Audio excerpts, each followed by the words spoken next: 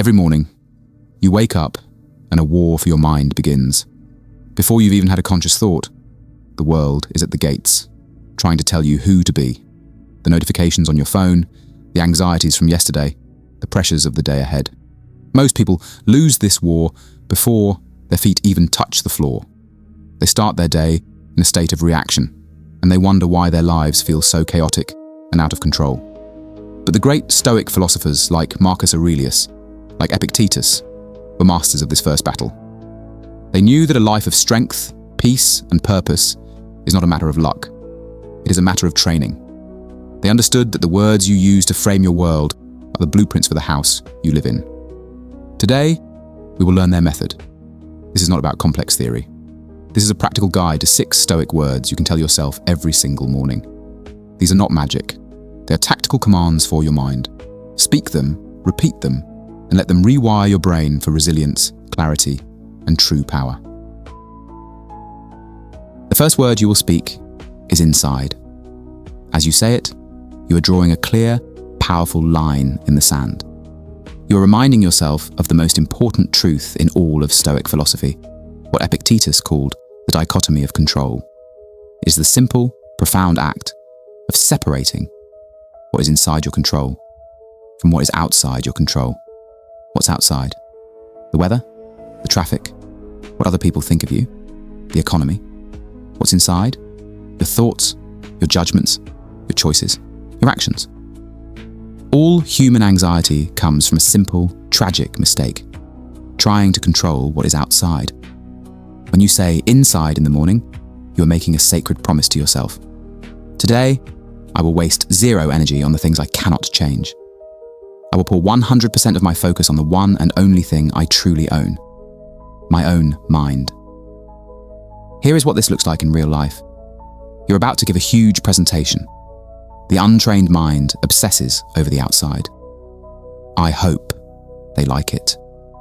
What if they ask a question I can't answer? This creates crippling anxiety, but you have rewired your mind. You say, inside. You immediately shift your focus. You cannot control if they like it, but you can control how well you prepare. You cannot control their questions, but you can control your own research and your own calm. This simple word transforms you from a victim of anxiety into a master of action. The second word you will speak is obstacle. This word is your shield against failure and frustration. The untrained mind sees an obstacle as a roadblock, a dead end, a sign to quit. The Stoic trained mind sees an obstacle as a hidden path. Marcus Aurelius gave us this powerful reframe.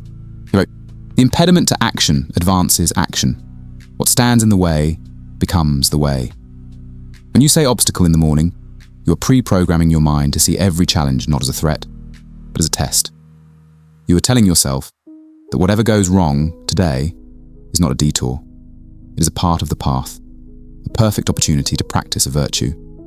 Here is what this looks like in real life. You get an email with harsh, unexpected criticism from a client. The old you would have reacted emotionally defensive, angry, or defeated. But you have rewired your mind. You see the email, and your new mental pathway lights up. Obstacle. This is not a personal attack. It is a training simulation. The universe is testing your patience. It is testing your ability to separate useful feedback from emotional noise. You don't just react. You use it. You use it to practice your patience. You use it to learn how to communicate more clearly. The thing that was meant to stop you has just made you stronger. The third word you will speak is present. With this one word, you are pulling your mind back from the 2 prisons that trap most of humanity: regret about the past and anxiety about the future. The past is a ghost. You cannot change it. The future is a mirage. You cannot control it. All you have, the only moment that is ever real, is this one, single, present moment. The great Stoic philosopher Seneca wrote constantly about the foolishness of wasting our lives. He said, "While we are postponing, life speeds by. We postpone our peace because our mind is stuck in what has already happened, or terrified of what might happen." When you say present in the morning, you are making a commitment. Today, I will not be a ghost, haunted by yesterday. I will not be a prophet, terrified of tomorrow. Today, I will be alive. I will be here, now. Here is what this looks like in real life. You're sitting down to work on an important project, but your mind is a chaotic mess. You're replaying an argument from last night and worrying about a deadline that's 2 weeks away. You are physically at your desk, but your mind is everywhere except here. You take a deep breath. You say the word present. You bring your full attention to the single, simple task in front of you. You feel the keyboard under your fingers. You focus on the one sentence you need to write. The ghosts of yesterday fade. The shadows of tomorrow recede. There is only you and the work. The fourth word you will speak is virtue. This word is your compass. In a world obsessed with external goals, more money, more followers, more status, the Stoics taught that these things are indifferent. They are nice to have, but they have zero impact on your true worth as a human being. The only thing that truly matters is virtue, or what we would call our character. The 4 Stoic virtues are wisdom, knowing what to do, justice, doing the right thing by others, courage, facing fear, and temperance, moderation. When you say virtue in the morning, you are setting your North Star for the day. You are asking, today, will I be guided by my ego or by my character? Will I chase what is popular, or will I do what is right?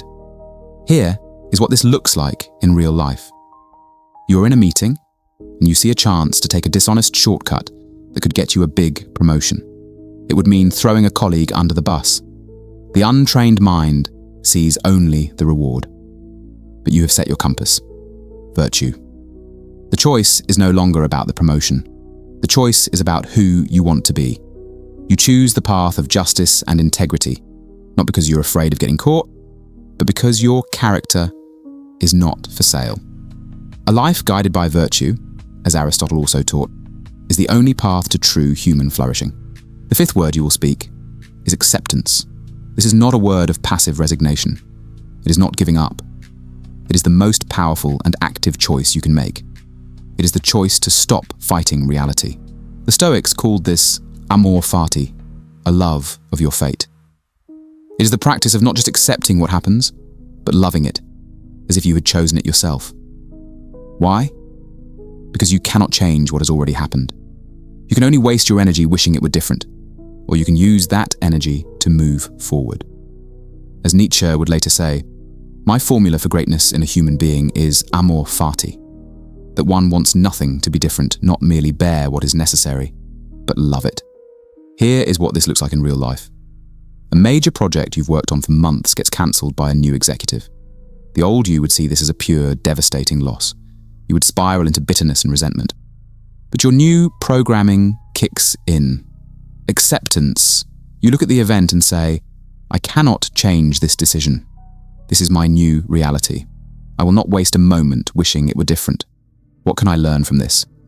This is an opportunity to practice resilience. This is a chance to pivot to an even better idea.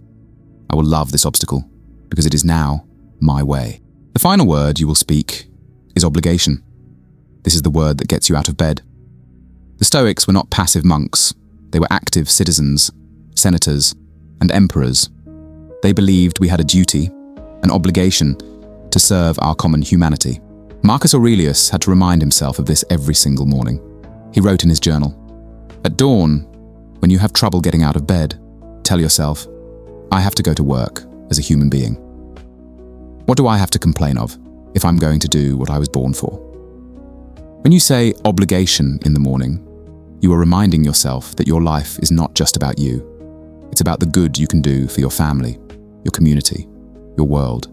Here is what this looks like in real life. You wake up and you just don't feel like it. You have no motivation.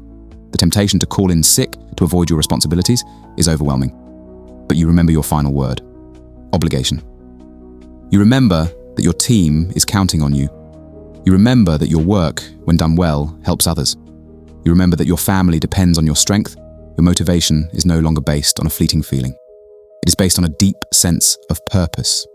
You get up, not because it feels good, but because it matters. These are not just 6 words. They are the 6 pillars of an unbreakable mind. They are the architectural blueprints for a life of resilience, peace, and real power. Your mind is listening. It is waiting for your instructions. The world will try to program you with fear, with distraction, with a feeling of not enough. But you are the only one who holds the ultimate power. You are the architect. The rewiring starts now, not tomorrow. Speak these words, live these truths, and build a mind that no outside event can ever break. If you are ready to become the architect of your own mind, comment below, I am the architect.